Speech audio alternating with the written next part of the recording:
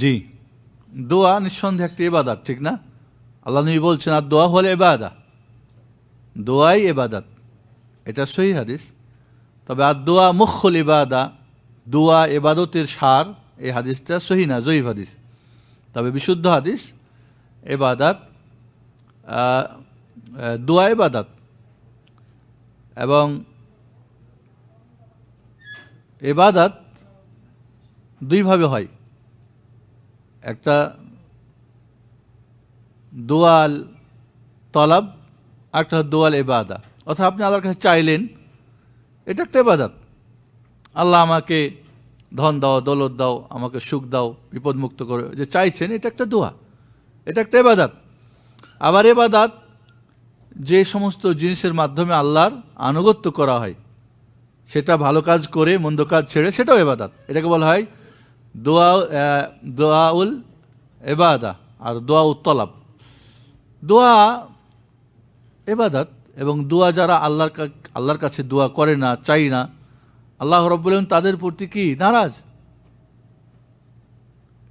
ইন্নাল্লাযিনা ইস্তাকবিরুনা আন ইবাদাতি সায়াদখুলুনা জাহান্নামা দাখিরিন। কুল, আল্লাহ রাব্বুল আলামিন বলছেন, উদউনি আস্তাজিব লাকুম, তোমরা আমাকে ডাকো, আমি তোমাদের ডাকে সাড়া দেব।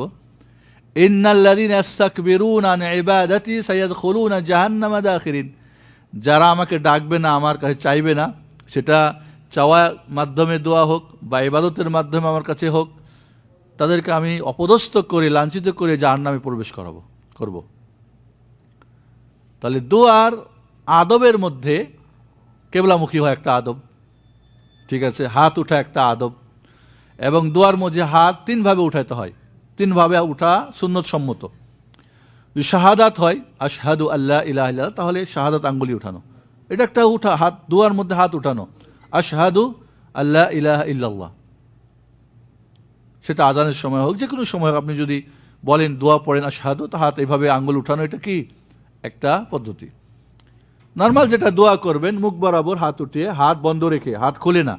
অনেকে আবার হাত এইভাবে মোচড়াই, অনেকে এইভাবে করে, অনেকে এইভাবে করে না, হাত এইভাবে দুইটা বন্ধ করে মুখ বরাবর করে হাত উঠিয়ে, এটা একটা দোয়ার মানে হাত উঠানো। আর একটা হলো ইবতিহাল বলে, মানে যখন মানুষ খুব মহাবিপদগ্রস্ত হয়, যেমন ইস্তেসকার মাঝে হাত একেবারে পুরো দুইটা উপরে উঠিয়ে দোয়া করা, হাত উপরে উঠিয়ে দোয়া করা কাকতি মিনতি করে। তাহলে এই তিনভাবে হাত উঠা সাব্যস্ত, ঠিক আছে। হাত দোয়ার পরে মুখে মলা বা মাখার যে বিষয়টা, এ ব্যাপারে কোনো বিশুদ্ধ হাদিস নেই। আল্লাহ নবী এটা করেছেন বা করতে বলেছেন বলে কোনো বিশুদ্ধ হাদিস নেই।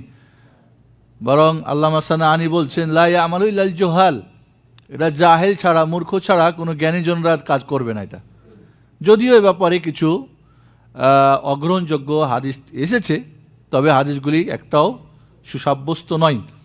অতএব হাত উঠা, কেবলামুখী হওয়া, কাকতি মিনতি হওয়া, বারবার চাওয়া, কমপক্ষে 3 বার চাওয়া, খুব মনে প্রাণে চাওয়া, এগুলি দোয়ার আদব।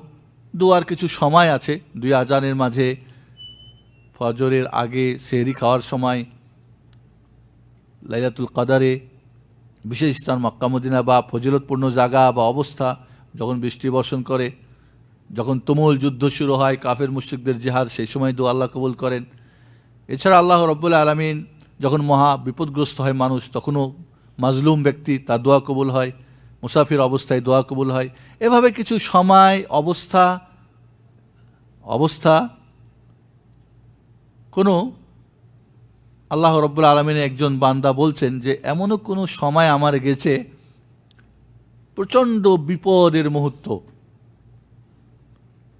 তখন আমি আল্লাহর কাছে দোয়া করেছি, আর মনে মনে চাইছি দেরি হওয়াটাই ভালো, এতই আমি মজা পেয়েছি ওই সময়। প্রচণ্ড বিপদগ্রস্ত, আল্লাহর কাছে চাইতেছে, এই মুহূর্তটা এতই তার ভিতরে মজা লাগছে, মানে আল্লাহর সঙ্গে তার মোনাজাত, মনে চাচ্ছে যে আরও এটা লম্বা হোক, বিষয়টা পরে হোক। তো এই জন্যে দোয়ার, যেটা আপনার প্রশ্ন ছিল মুকুল ভাইয়ের, যে দোয়ার পরে মুখের মধ্যে হাত মাখানো বা মলা, এটা এই ব্যাপারে কোনো বিশুদ্ধ হাদিস নেই। অতএব এটা সুন্নতের অন্তর্ভুক্ত নয়। জি, ইমামের পিছনে সূরা ফাতিহা কখন পড়তে হয়? আমরা সূরা ফাতিহা না পড়লে নামাজ হবে না। আল্লাহ নবী বলছেন, লা সালাতা লিমান লাম ইয়াকরা বিফাতিহাতিল কিতাব, যে সূরা ফাতিহা পড়বে না তার নামাজই হবে না, বা যে সূরা ফাতিহা পড়বে না তার নামাজ অপরিপূর্ণ, বা সূরা ফাতিহাকে আল্লাহ রাব্বুল আলামিন সালাত নামাজ বলে আখ্যায়িত করেছেন, বান্দা এবং আল্লাহর মাঝে ভাগ করে দিয়েছেন আল্লাহ আরশে কুরসিতে। তিনটা অবস্থায় সবাই একমত, বা এটাই হলো সঠিক। এক নম্বরে হলো, যদি আপনি একাকী নামাজ পড়েন অবশ্যই আপনাকে সূরা ফাতিহা পড়তে হবে। ইমাম যদি হন অবশ্যই প্রত্যেক রাকাতে আপনাকে নামাজ সূরা ফাতিহা পড়তেই হবে। মুক্তাদি যদি হন এবং ইমামের কেরাত যদি নিঃশব্দ হয়, যেরকম জোহর, আসর বা মাগরিবের তৃতীয় রাকাত, এশার তৃতীয় চতুর্থ, এই সমস্ত নামাজে সঠিক মত যেটা, সেটা হলো মুক্তাদিকে সূরা ফাতিহা অবশ্যই পড়তে হবে। তার তিন অবস্থায় একমত।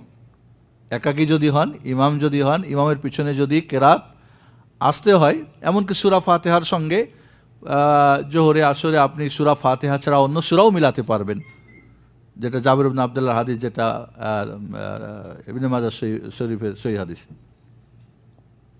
বাকি থাকলেও যদি ইমামের কেরাত জোরে হয়, জুমার নামাজ যেরকম ঈদের নামাজ, বা মাগরিবের প্রথম 2 রাকাত, এশার 2 রাকাত, ফজরের 2 রাকাত, তাহলে মুক্তাদি সূরা ফাতিহা পড়বে না পড়বে না। আর পড়লে কিভাবে পড়বে? দুইটা মত এখানে। একটা মত হলো যে না, পড়া লাগবে না, ইমামের কেরাতই যথেষ্ট। আর একটা মত হলো যে না, এই অবস্থাতেও মুক্তাদিকে পড়তে হবে, এবং এটা আগেরটার চাইতে বেশি শক্তিশালী মত। তাই পড়বে তাহলে কখন? আব্দুল লতিফ ভাইয়ের প্রশ্ন, পড়বো কখন আমি? উচিত হলো ইমাম সাহেব সুন্নতি তরিকায় সূরা ফাতিহা পড়বেন, একটা একটা করে আয়াত। আলহামদুলিল্লাহি রাব্বিল আলামিন, থামবেন। এই যে থামবেন, মিনিট টান শেষ হতে আপনি পড়ে নেবেন আলহামদুলিল্লাহ রাব্বিল আলামিন। আপনার তার টেনে টুনে পড়ার দরকার নেই, আলহামদুলিল্লাহ রাব্বিল আলামিন। আর রহমানির রহিম, রহমান রহিম।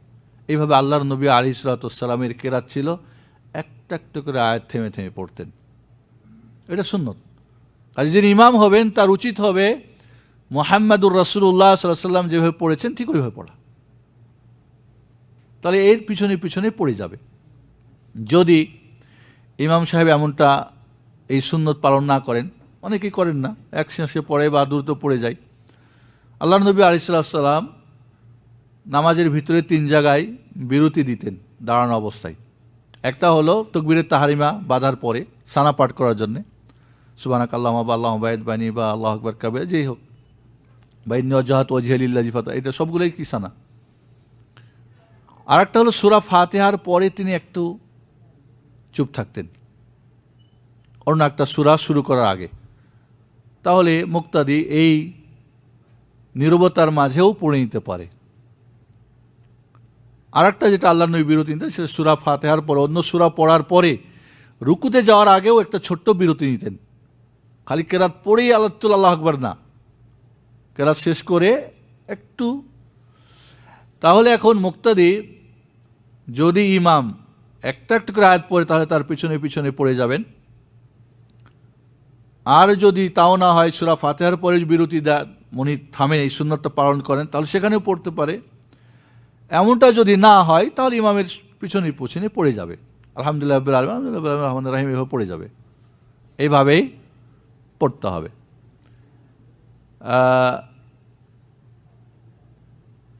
এছাড়া সূরা ফাতিহার বিষয়টা আপনাদের আগেও বলছি যে এখানে 2টা মত রয়েছে। তবে যারা বলছে পড়তে হবে না, তাদের চাইতে যারা বলছে পড়তে হবেন, তাদের দলিলগুলি বেশি শক্তিশালী। যারা পড়ছেন না বা পড়েন না, ঝগড়া করার কিছু নেই, ঠিক আছে? জি।